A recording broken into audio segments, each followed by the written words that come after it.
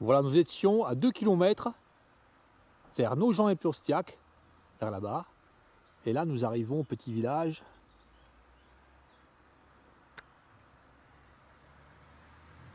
de Jugazan sur la D128 en direction de Rozan.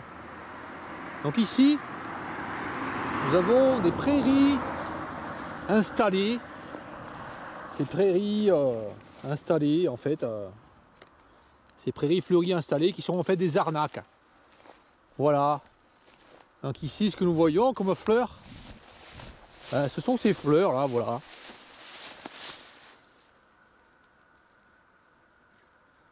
Donc des fleurs qui n'ont rien à faire avec, qui n'ont rien à voir avec le milieu. Et nous avons entre les fleurs des graminées qui sont installées. Que sont ces graminées là, qui sont pas forcément intéressantes pour les papillons. Donc on voit des papillons qui volent, on voit quelques poliomatinés là. Mais en tout cas on voit pas les plantes hautes à des poliomatinés au sol. Hein. Donc c'est des papillons qui viennent à côté, hein, qui viennent d'ailleurs. Hein.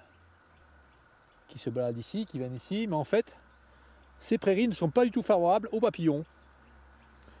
Et même si elles n'étaient pas favorables aux papillons ici, de toute façon, une fois que la floraison est finie ici, ils viennent tout broyer, tout labourer.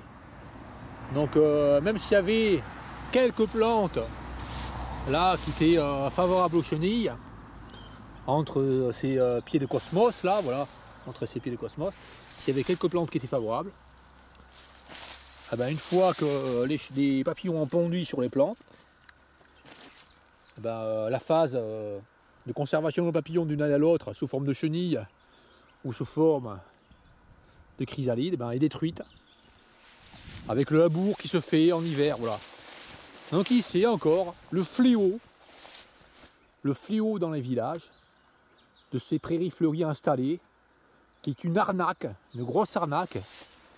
En fait, des commerciaux sont venus ici dans les villages pour proposer des prairies fleuries, enfin ce que je dis c'est approximatif, hein, pas exactement comment ça s'est passé, hein, c'est pour dire comment, enfin un peu quoi. Et ici il y a eu une installation de prairies, voilà, absurde. Je vois pas vraiment de plantes hautes là intéressantes. Voilà, en fait ils ont mis des tournesols ici aussi. Voilà, le tournesol c'est une plante qui vient d'Amérique. Hein. Ça vient, c'est indien ça. Voilà. Donc il pousse peut-être des plantes autochtones ici, mais c'est pas voulu. Hein. C'est pas du tout voulu. Hein. Pour eux c'est des mauvaises herbes. Et en tout cas, ces endroits ne sont pas favorables à la biodiversité. Même si on trouve quelques bourdons hein, qui vont sur les fleurs de cosmos. Hein. Même si on peut trouver quelques papillons qui passent par-ci, par-là, pour butiner. Les fleurs, il peut y en avoir tout à fait naturellement, sans qu'elles soient installées comme ça, voilà. Et globalement, finalement, il n'y a pas tellement de fleurs. Hein. Voilà. Et ici, un peu plus loin, ce que l'on voit là, c'est le bord des routes. Donc de la D128 là, à Jugazan. Donc ici, ils tondent à fond quoi. Une large bande là.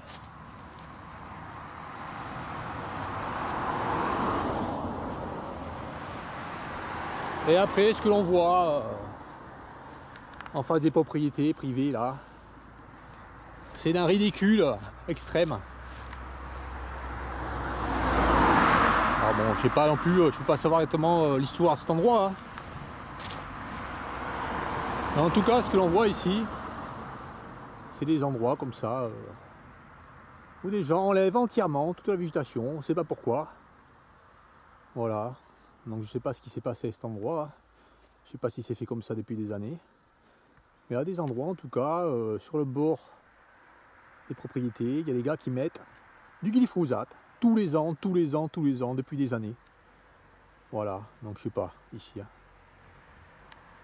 Voilà. Voilà, et 20 mètres plus loin, on arrive en près du village. Ce que l'on voit là en bordure, c'est des plantations de coteaux master, des espèces de coteaux master là. Voilà, qui font ces graines rouges là.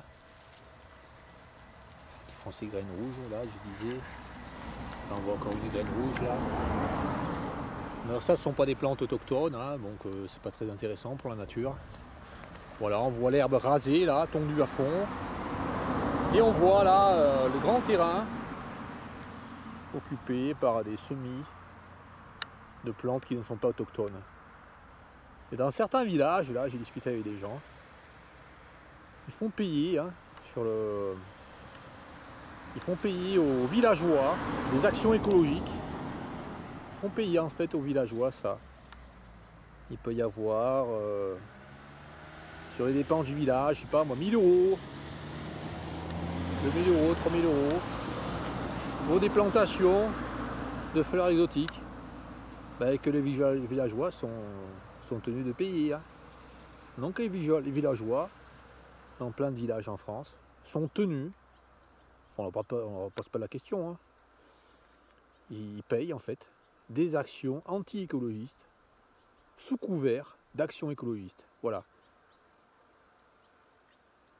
Ça c'est considéré par les maires comme une action bonne pour la biodiversité, tout le bazar, alors qu'en fait c'est un endroit vraiment très détruit ici.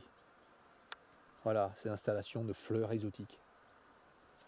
Et là, je ne sais pas si c'est un terrain privé ou pas. Bon. Sur le bord, là, on voit une forêt dont le sous-bois est rasé à fond. Là, ce sont que des robinets faux acacias ici. Hein. Ce sont que des arbres américains. Hein. Voilà, ici, vraiment grosse destruction de la nature dans ce petit village là.